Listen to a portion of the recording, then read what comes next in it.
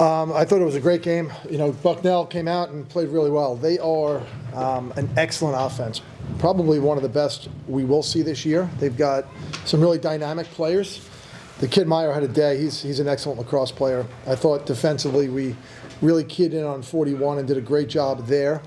It was interesting having the superintendent on the sidelines for the first time this year and his comments after the game about the warfighting spirit that he's trying to bring back to this place and the way the game went, and his comments were directed at our resiliency and the mental toughness that I thought our team showed. And I said to the team, it was an excellent team win. It's the first time in my time here we've played 3 midfields, consistently. And I think that just is a sign of the team that we have and the guys executing their roles. We shifted some things up, and I thought our guys handled that very well on game day. What was said at halftime? Not much, to be honest with you, Wags. My boss back there, Mr. Kelly, asked me what adjustments we made. I'd like to say we made so many and give me credit, but we quite frankly, we didn't. The players took over. Some subtle things, but it was really a player-led locker room, and obviously a player-led third quarter. I sat back and just watched at that moment, and let those guys take over, and it was pretty impressive the way that they performed in that quarter. What can you say about that 8-0 third quarter? What was the team doing better? Well, in the first half, the score, it felt so different than last week when we were down 3 goals at different parts of that game where we felt frustrated. In this game, we didn't. There wasn't a sense of frustration on the sideline. I think our guys were energized because we were creating good opportunities. We just weren't finishing. I thought we were a little careless trying to get greedy in transition in the first half, and we missed on a few what could have been really good plays. So I didn't feel like we had to pound the guys for those mistakes. I felt confident that they would have some poise in the second half and make the right plays in those situations, and they did. Can the players kind of talk about what changed in this game? You were down 7-3 at one point, and then I believe you went on like a 10-1 run. Yeah, definitely. I think like a lot of what Coach was saying, like we were getting opportunities, we were playing well. We just had to kind of settle into the game, and once we did that, we let the offense go to work. We really settled in 6-on-6 defense. We're a really good team when it gets in the box. Our coaches put us in great spots, and we're able to execute. So I think just settling into the game and really, just letting transition, just getting the ball to the attack, letting them do their thing, just really helped us out. Yeah, I'd like to shout out the defense. They kept us in the game early. We were down 4 goals at one point. It could have gotten scary a little bit, but the whole team came together and we just played as well and played our game. So. I believe the cause turners can we confirm that that's a record? It's not. Yeah, but you had a lot of cause turnovers. Can you talk about that, Joe? A little aggressive. Yeah, John and Blake did a great job this week with really specific slide patterns to their dodges. There were 2 areas of the field where we were going to attack them in the box, and we turned them over at least 4 times in those areas specifically. And then I thought in the middle of the field, we played aggressive.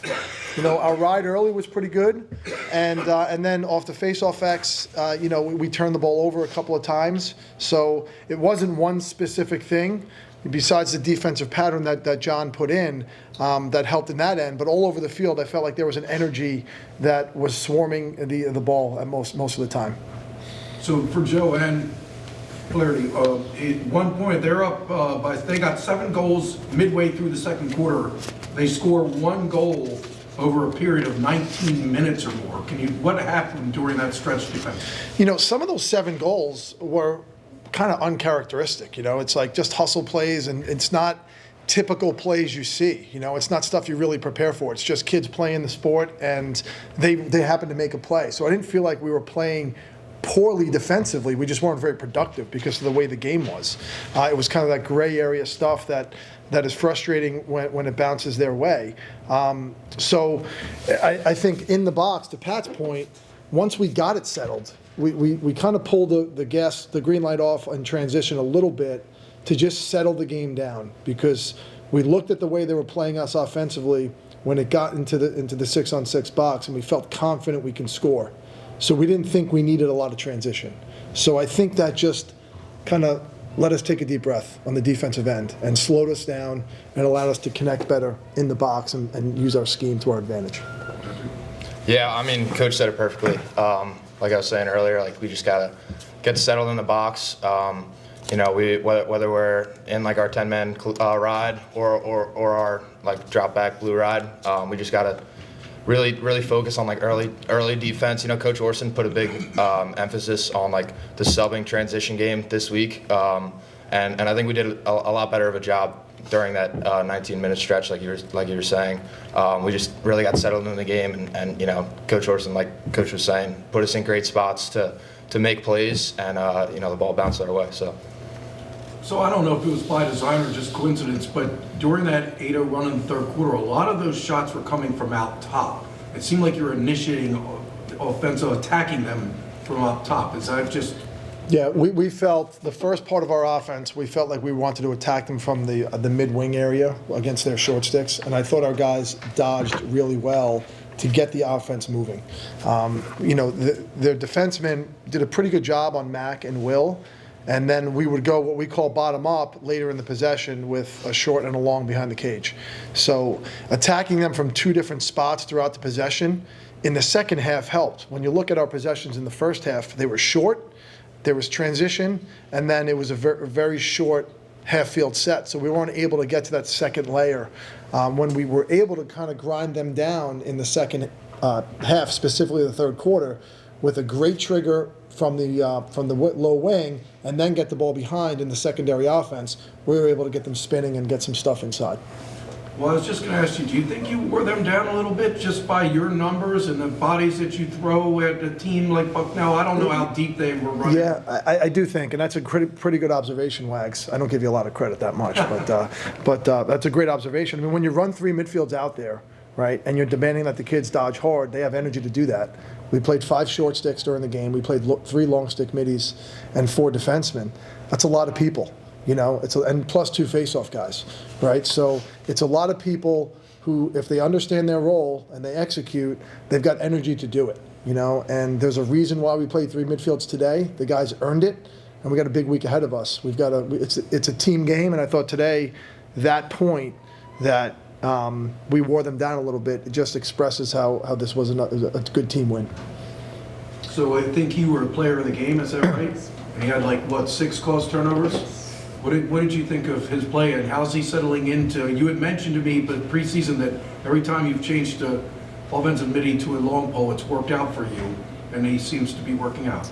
He's working out terrifically. The conversation when he came in the office in mid-October that we were changing his position, he walked out instantly and accepted it. No body language, no complaining. Yes, sir, coach, what do you need me to do? I'm going to go do it. We see a future All-American in him at this position, truly. And he's becoming part of our heartbeat and our pulse. And it's incredible that he's only played this position, less than 3 or 4 months, right? This is his 6th college game with a pole in his hands. And he is as an impactful player as we have on our team. It's pretty impressive. What do you think of the position? Yeah, I mean, it's easy when like I was saying, post game, like it's easy when you have guys like AJ Marsh, Sean Gallagher, Jackson Roberts, Cade Smith, like all these guys to look up to help me out. And coach, obviously, just anytime I need, like they'll give me tips. Obviously I'm still learning. Still got a long way to go, but it's easy when you have so many people that want you to get better, and that really just help you out and just really want me to be the best that I can. Yeah, I just want one for Alec. What angle can't you score from? I don't know. I mean, I was just on today, so I'm just happy to hit the cage, honestly. They're falling, so that was good. So Alec, what in your view changed offensively? I mean, only 3 goals for whatever amount of time, and then all of a sudden it just explodes. What did you feel changed offensively? I think guys were just stepping up. Like Coach said, we were running 3 midfield lines, and some guys are getting more run now, and he took a chance on them, and it worked out. They're playing really well. So. Faceoffs 20 of 32, at least with that. Yeah, it was a great battle. I said to Frank, their coach, before the game that 99, he's gotten a lot better. We saw it on film. Yash dominated him the past 2 times out. And I thought it was a really good battle. But to the point of we have depth, we've got 2 completely different players at that position, right? Zach does what he does. Colin does a completely different thing at the Faceoff X. That's frustrating for any kid to go against, right? You don't know what you're going to get. And I thought both of those guys just stayed in the fight, right? They may lose one, but they went back out there and gave us a chance on every single one. And I was really pleased we didn't give up any offense on off the Faceoff. So that was a huge bonus. Can you talk about the league? Obviously, I mean, when you're down 7-3, you're in danger of going 0-2, which is not a hole you want to be in this league. You don't want to lose at home in this league. Lafayette beats Army last night, so I mean, you're seeing the league is getting deeper and deeper. As you mentioned, Loyola's going to have a bounce back year, I'm sure. This league is there's no days off. I've said this many times, and I think other people are starting to see this. The coaches in this league know that this league is very underrated, that there's a lot of us that can compete nationally. We can make some noise with some of these other teams outside of our league, but within the league, it's an extremely dynamic league. Everybody has got a style that they play. It's unique each week, and people are investing in it, right? Every team is invested, and they're well coached, and it's a tough league. You know, it's a fun league to be in. It's an enjoyable one to prepare for. I think it's, for us, we've just got to get better each week, you know, and that's the goal. You know, we can't worry about what's going on with other teams. We can't look at that. We've got to just focus on our process. And I said that to the guys before the game. Today's not about winning and losing. It's about doing our job.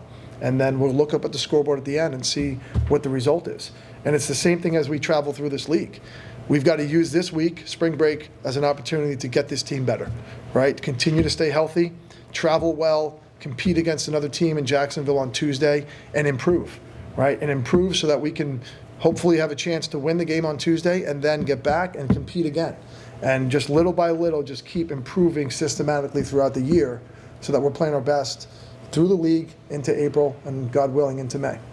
Well, can you talk about this stretch of 3 road games? You're not going to be back here for a while. To me, it's about our guys getting some nutrition right now and making sure we get to BWI and travel the right way, and then we'll wake up and we'll go to work tomorrow morning. Are you leaving tomorrow? We are leaving tonight. Oh. Yeah. All right. Good.